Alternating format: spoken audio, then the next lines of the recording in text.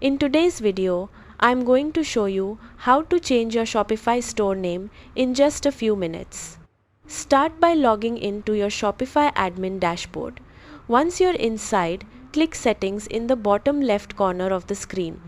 In the Settings menu, select General. At the top of the page, you'll see the Store Details section, which contains your current store name. Click the Edit button next to your store name. Delete the existing name and enter the new name you'd like to use for your business. After making your changes, click Save to update your store information.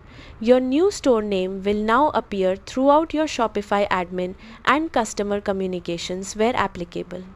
Keep in mind that changing your store name does not automatically change your .myshopify.com URL. If you want a different website address, you'll need to purchase or connect a custom domain separately.